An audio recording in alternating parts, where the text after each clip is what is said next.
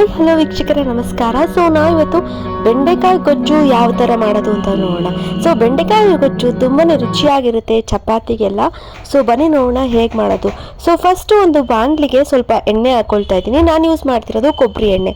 So ಇದಕ್ಕೆ ಸ್ವಲ್ಪ ಸಾಸಿವೆ, ಸ್ವಲ್ಪ ಕರಿಬೇವಿನ ಸೊಪ್ಪು ಮತ್ತು ಕೊತ್ತಂಬರಿ ಸೊಪ್ಪು ಹಾಕ್ಕೊಳ್ತಾ ಇದ್ದೀನಿ. ಸೊ ಇದರ ಜೊತೆಗೆ ನಾನೀಗ ಬೆಳ್ಳುಳ್ಳಿ ಸಹ ಹಾಕ್ಕೊಳ್ತಾ ಇದ್ದೀನಿ. ಬೆಳ್ಳುಳ್ಳಿ ಹಾಕಿದ್ರೆ ಒಳ್ಳೆ ರುಚಿ ಇರುತ್ತೆ, ಅದಕ್ಕೋಸ್ಕರ ನಾನು ಹಾಕ್ಕೊಂಡು ನೀಟಾಗಿ ಬಾಡಿಸ್ಕೊಳ್ತಾ ಇದ್ದೀನಿ.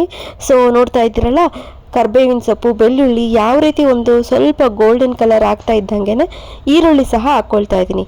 ಸೊ ಸ್ವಲ್ಪ ಒಂದು ಈರುಳ್ಳಿ ಹಾಕ್ಕೊಳ್ತಾ ಇದ್ದೀನಿ. ದೊಡ್ಡದಾದರೆ ಒಂದು, ಚಿಕ್ಕದಾದರೆ ಎರಡು. ಆ್ಯಂಡ್ ಇಲ್ಲಿ ನಾನು ನೀಟಾಗಿ ತೊಳೆದಿಟ್ಕೊಂಡಿರುವಂತಹ ಬೆಂಡೆಕಾಯಿ ನೀಟಾಗಿ ಒರೆಸಿ ಈಗ ನೀಟಾಗಿ ಸಣ್ಣದಾಗಿ ಹೆಚ್ಚಿ ಹಾಕ್ಕೊಂಡಿರೋದು. ಸೊ ಹಾಗೆ ಹಾಕ್ಕೊಂಡ್ರೆ ನೀರು ಬಿಡುತ್ತೆ.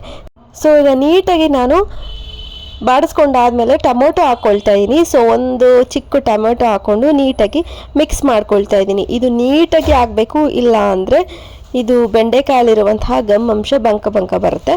ಸೊ ನೋಡ್ತಾ ಇದ್ದೀರಲ್ಲ ಎಷ್ಟು ಈ ಥರ ಆಗಿರುತ್ತೆ. ಈಗ ಸ್ವಲ್ಪ ಅರಿಶಿನ ಹಾಕ್ಕೊಳ್ತಾ ಇದ್ದೀನಿ. ಸ್ವಲ್ಪ ಅರಿಶಿನ ಹಾಕ್ಕೊಂಡು ಈಗ ರುಚಿಗೆ ತಕ್ಕಷ್ಟು ಸ್ವಲ್ಪ ಖಾರದ ಪುಡಿ, ಧನಿಯಾ ಪುಡಿ, ಗರಂ ಮಸಾಲ, ನಾನು ಇಷ್ಟು ಪೌಡರ್, ಸ್ವಲ್ಪ ಪೆಪ್ಪರ್ ಪೌಡರ್ ಇಷ್ಟು ಸಹ ಹಾಕ್ಕೊಳ್ತಾ ಇದ್ದೀನಿ. ಸೊ ಈ ಎಲ್ಲ ಪೌಡರ್ಸು ಹಾಕ್ಕೊಂಡಾದ್ಮೇಲೆ ನೀಟಾಗಿ ಮಿಕ್ಸ್ ಮಾಡ್ಕೊಳ್ಬೇಕಾಗತ್ತೆ. ಸೊ ಏನು ಸ್ವಲ್ಪ ಹಸಿ ವಾಸನೆ ಇರಬಾರ್ದು, ಆ ಥರ ನೀಟಾಗಿ ಮಿಕ್ಸ್ ಮಾಡ್ಕೊಳ್ಬೇಕು. ಮೀಡಿಯಮ್ ಫ್ಲೇಮಲ್ಲಿ ಇಟ್ಕೊಂಡು ನೀಟಾಗಿ ಮಿಕ್ಸ್ ಮಾಡ್ಕೊಳ್ಬೇಕು. ತುಂಬಾ ರುಚಿಯಾಗಿರುತ್ತೆ ಇದು. ನೀವು ಚಪಾತಿ ಜೊತೆ ತಿನ್ಬೋದು, ಅನ್ನ ಜೊತೆ ಸಹ ತಿನ್ಬೋದು. ಸ್ವಲ್ಪ ನೀರು ಹೆಚ್ಚಿಗೆ ಹಾಕ್ಕೊಂಡು ಸಾಂಬಾರು ಥರ ಮಾಡಿಕೊಂಡು ಸಹ ತಿನ್ಬೋದು. ತುಂಬಾ ಚೆನ್ನಾಗಿರುತ್ತೆ. ಆರೋಗ್ಯಕ್ಕೂ ಸಹ ಬೆಂಡೆಕಾಯಿ ಒಳ್ಳೆಯದು. ಸೊ ನೀವೇ ನೋಡ್ತಾ ಇದ್ದೀರಲ್ಲ, ಈ ರೀತಿ ಒಂದು ನಾನು ಹದದಲ್ಲಿ ಮಾಡ್ಕೊಳ್ತಾ ಇದ್ದೀನಿ. ಚಪಾತಿಗೋಸ್ಕರ ಒಂದು ಪಲ್ಯ ಥರ ಮಾಡ್ಕೊಳ್ತಾ ಇದ್ದೀನಿ. ಸೊ ಎಲ್ಲ ಪೌಡರ್ಸ್ ಹಾಕಿದ್ದೀನಿ ಈಗ. ಸೊ ಎಲ್ಲ ಹಸಿ ವಾಸನೆ ಹೋಗಿದೆ. ಈಗ ನೀಟಾಗಿ ಹುರ್ಕೊಳ್ತಾ ಇದ್ದೀನಿ ಬೆಂಡೆಕಾಯಿ ಜೊತೆ. ಈಗ ನಾನು ಸ್ವಲ್ಪ ನೀರು ಬೆರೆಸ್ಕೊಳ್ತಾ ಇದ್ದೀನಿ.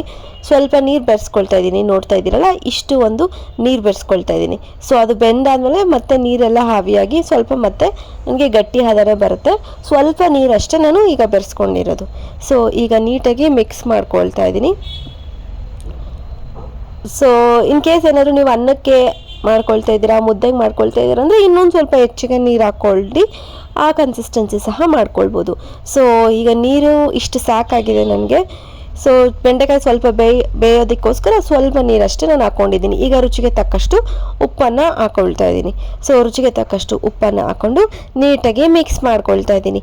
ಸೊ ನೋಡ್ತಾ ಇದ್ದೀರಲ್ಲ, ಇದು ಈ ಒಂದು ಫಾರ್ಮಲ್ಲಿ ಆಗಿರುತ್ತೆ. ಇನ್ನೊಂದು 2-3 ಮಿನಿಟ್ಸ್ ಬೆಂದರೆ ನಾನು ಬೆಂಡೆಕಾಯಿ ಗೊಜ್ಜು ಏನು ಮಾಡ್ತಾಯಿದ್ದೀನಿ ಅದು ರೆಡಿ ಆಗಿರುತ್ತೆ. ಸೊ ನಾನೊಂದು 3 ನಿಮಿಷ ಇದನ್ನು ಬೇಯೋದಕ್ಕೆ ಬಿಡ್ತೀನಿ ಈಗ. ಸೊ 3 ನಿಮಿಷ ಬಿಟ್ಟು ಲೋ ಫ್ಲೇಮಲ್ಲಿ ಇಟ್ಟು ಆಮೇಲೆ ಆಫ್ ಮಾಡಿದ್ರೆ ಬೆಂಡೆಕಾಯಿ ಗೊಜ್ಜು ರೆಡಿ ಆಗಿರುತ್ತೆ. ಸೊ ಇಷ್ಟು ನೋಡ್ತಾ ಇದ್ದೀರಲ್ಲ, ಈ ರೀತಿ ಆಗಿದೆ 3 ನಿಮಿಷ ಬಿಟ್ಟು. ಈಗ ಬೆಂಡೆಕಾಯಿ ಗೊಜ್ಜು ರೆಡಿ ಆಗಿದೆ. ನಾನೀಗ ಸ್ಟವ್ ಆಫ್ ಮಾಡಿ ಚಪಾತಿ ಜೊತೆ ಸರ್ವ್ ಮಾಡ್ಕೊಳ್ತಾ ಇದ್ದೀನಿ.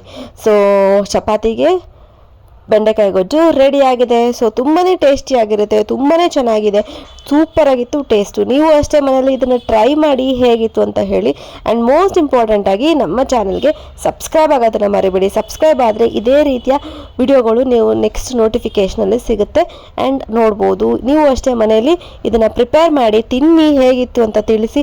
ನಿಮಗೂ ತುಂಬಾ ಚೆನ್ನಾಗಿರುತ್ತೆ. ಸೊ ತಪ್ಪದೇ ಸಬ್ಸ್ಕ್ರೈಬ್ ಮಾಡಿ. Thank you.